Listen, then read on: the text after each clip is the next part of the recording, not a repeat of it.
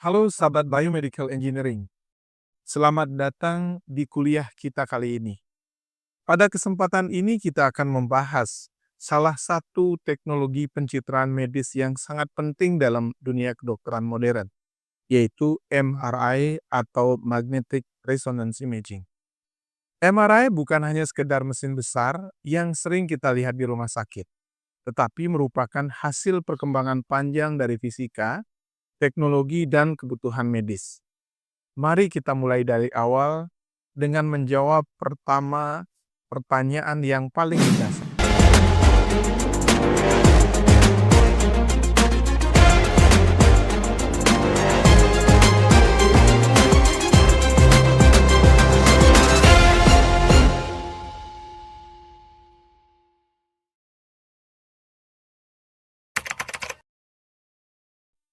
Apa itu MRI?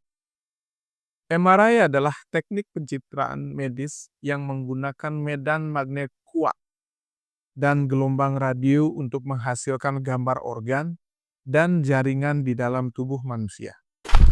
Berbeda dengan ronsen atau CT scan yang menggunakan radiasi sinar X, MRI bekerja dengan memanfaatkan prinsip resonansi magnetik nuklir. Dengan MRI, kita bisa melihat struktur organ lunak dengan detail yang luar biasa, seperti misalkan otak, sumsum tulang belakang atau spinal cord, otot, ligamen, bahkan pembuluh darah. Karena itulah MRI sering dianggap sebagai salah satu tonggak penting dalam pencitraan medis modern.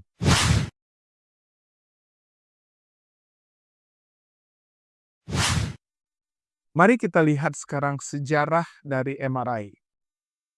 MRI berawal dari penemuan dasar di bidang fisika. Tahun 1946, dua ilmuwan yaitu Felix Bloch dari Stanford University dan Edward Purcell dari Harvard secara terpisah menemukan fenomena yang disebut sebagai NMR atau Nuclear Magnetic Resonance. Penemuan ini bahkan membuat mereka mendapat hadiah Nobel Fisika tahun 1952. Awalnya, NMR hanya digunakan dalam bidang kimia untuk menganalisa struktur molekul. Namun kemudian pada awal tahun 1970-an, para peneliti seperti Paul Letterber atau Peter Mansfield mengembangkan cara untuk mengubah fenomena NMR ini menjadi alat pencitraan medis. Hasilnya adalah lahirnya MRI pertama yang bisa digunakan untuk melihat gambar tubuh manusia. Atas kontribusi ini, Letterber dan Mansfield mendapatkan hadiah Nobel kedokteran pada tahun 2003. Sejak saat itu, teknologi MRI berkembang pesat, mulai dari resolusi gambar yang semakin meningkat, dari waktu ke waktu, pemeriksaan yang semakin cepat, hingga aplikasi fungsional seperti Functional MRI atau fMRI untuk melihat aktivitas otak.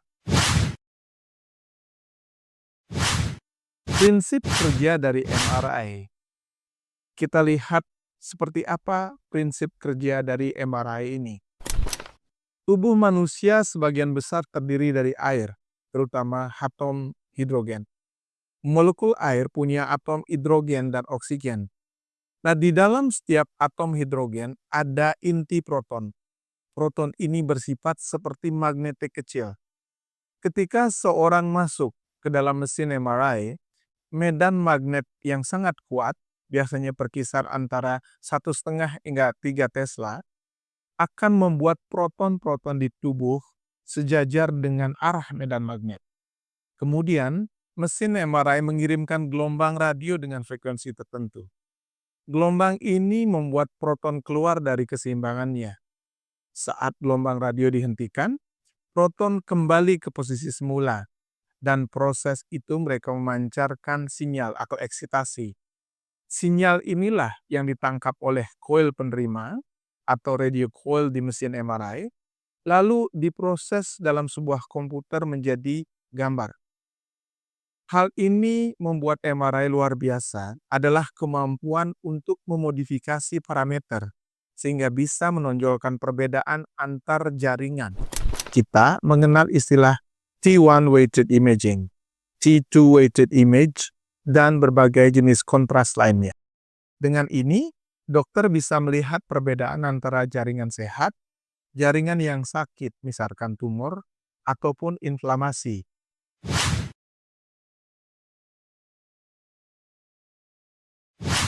Nah, terus bagaimana prosedur operasi MRI?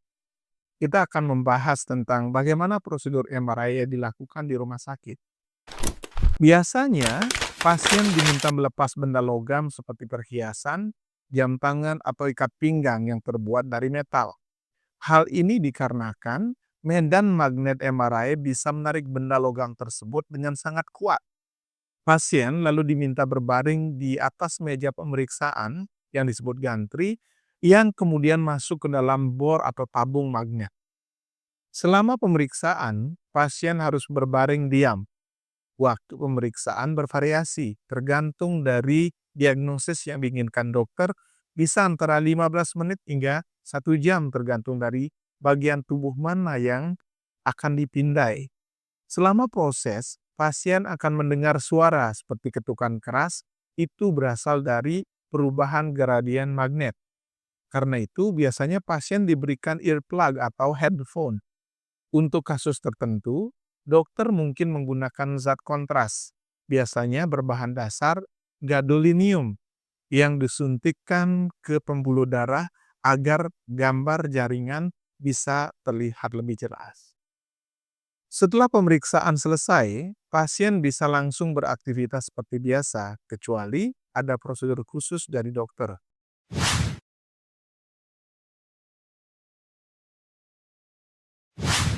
Keselamatan dalam MRI merupakan hal yang harus diutamakan. Salah satu keunggulan dari MRI terhadap CT scan misalkan adalah tidak menggunakan radiasi pengion seperti sinaptik atau CT scan, sehingga lebih aman terutama untuk pemeriksaan berulang. Namun tetap ada aspek keselamatan yang penting. Pasien dengan implan logam terutama seperti pacemaker, klip aneurisme, atau alat implan tertentu tentu sangat berisiko.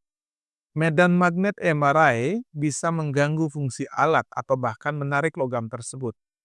Medan magnet permanen selalu aktif, tidak ada tombol on and off. Karena itu, area MRI harus dikontrol dengan sangat ketat agar tidak ada benda logam besar terbawa masuk, misalkan seperti tabung oksigen atau alat medis lainnya. Kontras gadolinium umumnya aman, tetapi pada pasien dengan gangguan ginjal berat misalkan, bisa menimbulkan komplikasi langka yang disebut sebagai NSF atau nephrogenic systemic fibrosis. Karena itu, setiap pasien harus melalui screening ketat sebelum masuk ruang MRI. Nah, terus bagaimana keunggulan MRI dibandingkan dengan alat diagnosis lainnya? Nah, mari kita bahas kelebihan MRI dibandingkan modalitas pencitraan lain.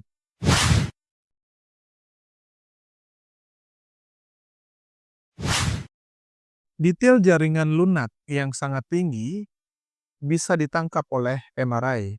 Ini membuat MRI unggul untuk melihat otak, sumsum tulang belakang, otot, maupun organ dalam. Yang kedua adalah MRI tanpa menggunakan radiasi pengion, sehingga aman untuk pemeriksaan berulang seperti anak-anak misalkan. Yang ketiga adalah fleksibilitas kontras. Dengan teknik T2, T1, diffusi, perfusi, hingga fMRI, bisa digunakan informasi fungsional, bukan hanya anatomi. Nah, kemudian multiplanar. Gambar bisa dibuat dalam bidang aksial maupun koronal maupun sagittal untuk membentuk image 3 dimensi.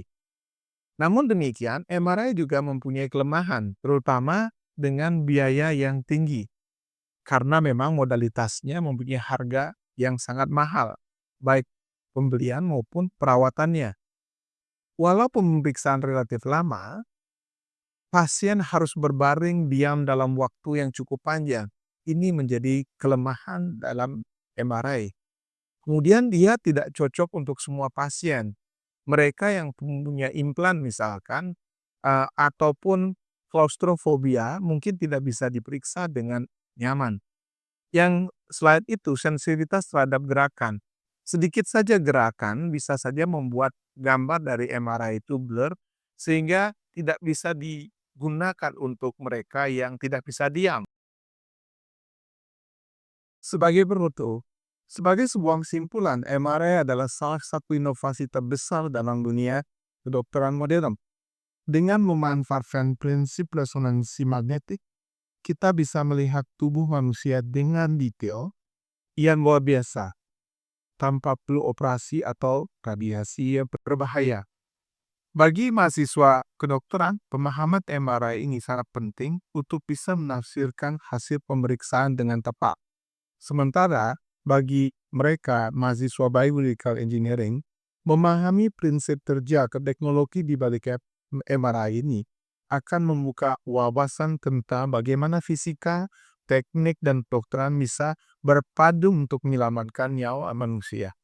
Kedepan, teknologi MRI terus berkembang. Kita sudah mengenal MRI untuk melihat aktivitas otak, MRI spektroskopi untuk analisa metabolit, bahkan MRI dengan medan magnet ultra tinggi hingga 7 Tesla misalkan, yang mampu melihat detail mikroskopik jaringan. MRI bukan hanya alat diagnostik, tetapi juga jendela menuju pemahaman yang lebih dalam tentang tubuh manusia. Terima kasih kepada rekan-rekan yang sudah menyaksikan kuliah ini, dan semoga apa yang dijelaskan Badin dapat membantu kita semua memahami cara kerja dan semua hal yang terkait dengan MI. Sampai jumpa di kuliah berikutnya. Nanti kita akan membahas tentang topik lain yang tidak kalah menarik. Jangan lupa share, like, dan subscribe konten ini. Terima kasih. Salam Biomedical Engineering.